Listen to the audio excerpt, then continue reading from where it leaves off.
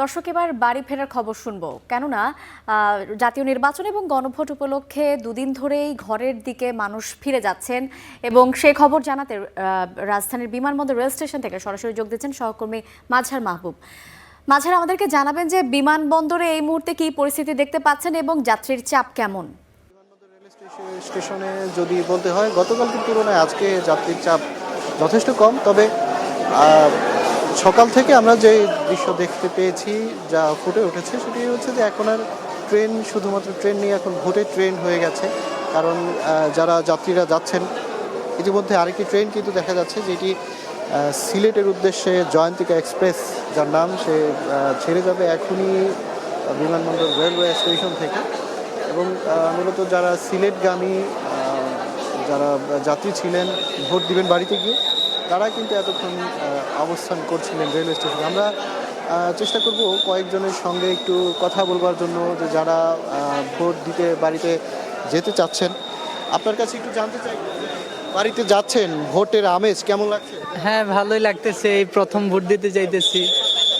কি প্রত্যাশা করেন মুরব্বী, যারা আপনার ভোটে বিজয়ী হবেন, তাদের কাছে কি চান? দেশকে শান্তি রাখার জন্য করা হইতেছে। আপনাকে ভোট দেওয়া হয়েছে দেশকে শান্তি রাখার জন্য। এমনি তো দেখুন যে দেশে অশান্তি বিরাজ করতেছে, কোনো দেশের কোনো সরকার নাই, ওই কারণে।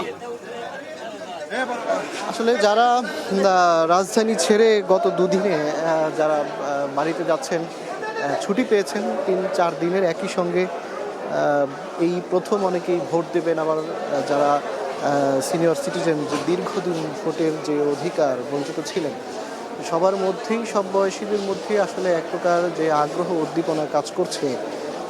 আমরা সেটি গতকাল থেকে আজ এখন অবধি পর্যন্ত আমরা কিন্তু সেটা দেখতে পাচ্ছি।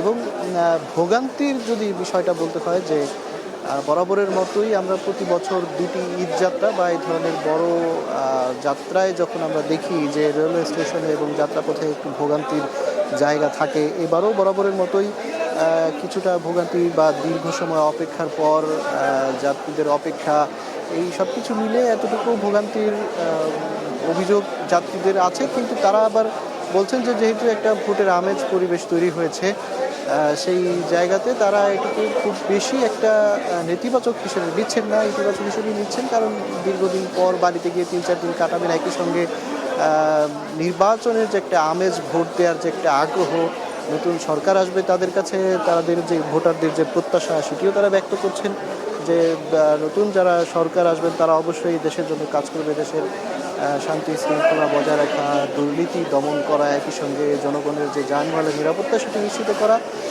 এই যাত্রায় আমরা যাত্রীদের সঙ্গে কথা বলে অন্তত এতটুকু বুঝতে পেরেছি যে যারা রাজধানী ছেড়ে 3-4 দিনের জন্য বাড়িতে যাচ্ছেন এবং ভোট দিতে যাচ্ছেন, তাদের যেই সবচেয়ে বড় প্রত্যাশাটা কাজ করে, যে আসলে যে শুধুমাত্র একটি ভোট দিয়ে তারা আবার রাজধানীতে ফিরবেন, বিষয়টা এরকম নয়। তাদের একটা প্রত্যাশা নিয়েই তারা যাচ্ছেন। আমরা দেখছি যে সিলেটগামী যেটি জয়ন্তিকা এক্সপ্রেস, সেটি কিন্তু রাজধানীর